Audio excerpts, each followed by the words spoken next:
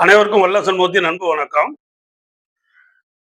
நான் இந்த வேதம், வேதாந்தத்த பற்றி ஏன் மக்களுக்கு அறிவுறுத்தணும்னு விரும்பினேன்னு கேட்டா, வேதம் மிக தெளிவாக பரமாத்மாவை பற்றியும், ஜீவாத்மாவை பற்றியும் சொல்லியிருக்கு.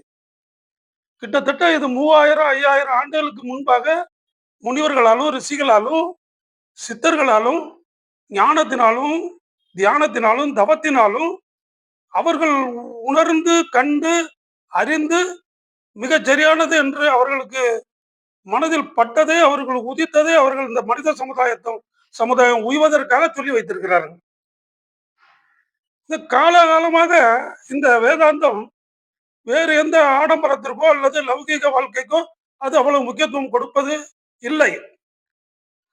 இந்த பரமாத்மா ஒவ்வொரு ஜீவனிலும் பர்டிகுலராக இந்த மனித ஜீவனில் அந்த பரமாத்மா ஜீவாத்மாவாக வந்து அமர்ந்து கொண்டிருக்கிறார். அவர் எல்லாவற்றையும் கவனித்துக் கொண்டிருக்கிறார்.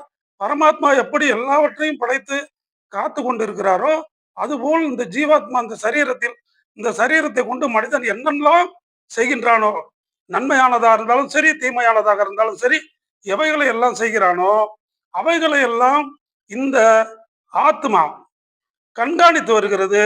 அதன் மூலம் பரமாத்மா மனிதர்களுடைய ஒவ்வொரு செயலையும், ஒவ்வொரு நொடியும் அவன் என்ன நகர்வுகளை நகர்த்துகிறான் என்பது உள்பட எல்லாவற்றையும் அறிந்தவனாக இருக்கிறான். இதற்கு முக்கிய காரணம் அந்த பரமாத்மா தான் இந்த ஜீவனுக்குள் ஜீவாத்மாவாக இருக்கிறார். ஆகையினால் இங்கு நடப்பது அங்கும், அங்கு அவர் என்ன விரும்புகிறார் என்பது இந்த ஜீவாத்மாவுக்கும் உள்ள தொடர்பினால் தெரியக்கூடிய ஒன்றாக இருக்கிறது.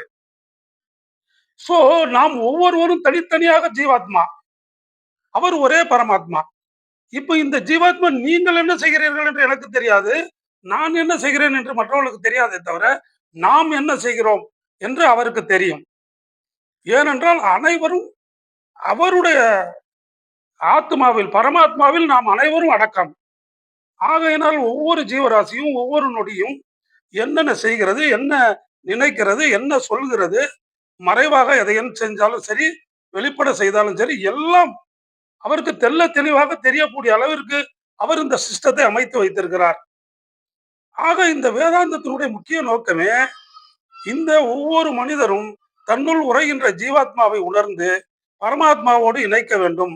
பரமாத்மாவும் ஜீவாத்மாவும் ஒன்றுதான். இந்த ஜீவாத்மாவை பரமாத்மாவோட கொண்டு சேர்ப்பதுதான் மனித வாழ்க்கை எடுத்ததனுடைய முக்கிய நோக்கம் என்பதை வேதாந்தம் ஆணித்தரமாக சொல்லி இருக்கிறது. ஆனால் நாம் 5000 ஆண்டுகளாக அதை புறக்கணித்து விட்டோம்.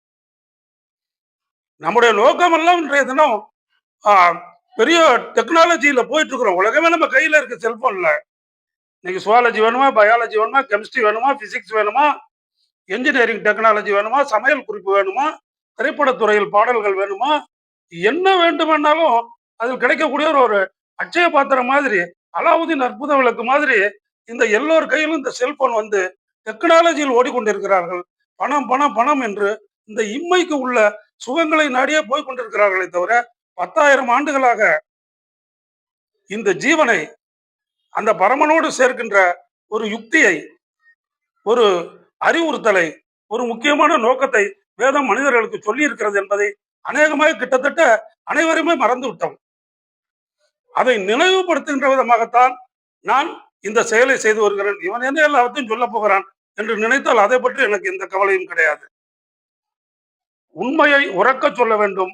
இதில் ஒரு 10 பேராவது இது கரெக்ட், நியாயம்தான், இதுதான் உண்மை என்று உணர்ந்து அறிந்து உணர்ந்தவர்கள் இதை உணர்வார்களே ஆனால் என்னுடைய இந்த பிரயாசத்திற்கான பலனை பரமாத்மா எனக்கு கொடுத்து விட்டார் என்று அர்த்தம். நான் சினிமாவை பற்றியோ, என்டர்டைன்மெண்ட் பற்றியோ, பாடல்களை பற்றியோ, ஆடல் பாடல்களை பற்றியோ, சமையல்களை பற்றியோ அதை பற்றியெல்லாம் பேச வரவில்லை. இதை பற்றி பேசுவதற்கு ஆயிரக்கணக்கில் இருக்கிறார்கள். உண்மையை உறக்க சொல்ல வேண்டும். அது வேதத்தின் அடிப்படையில் சொல்ல வேண்டும். அந்த வேதம் சொன்ன உண்மையை மக்களிடம் கொண்டு செல்ல வேண்டும் என்பது மட்டும்தான் என்னோட குறிக்கோள். அதைத்தான் செய்து கொண்டிருக்கிறேன். அதனால் இது வேதமும் வேதாந்தமும் ஆத்மாவை பற்றியும் பரமாத்மாவை பற்றியும் என்ன சொன்னதோ அதை தான் சொல்லிக் கொண்டிருக்கிறேன். இந்த ஜீவாத்மா மனித வாழ்வின் இறுதியில் பரமாத்மாவை சென்றடைய வேண்டும். அதற்கான மிக முக்கியமான அறிவுரைகள் வேதத்தில் இருக்கிறது என்று கூறி முடிக்கிறேன். வணக்கம்.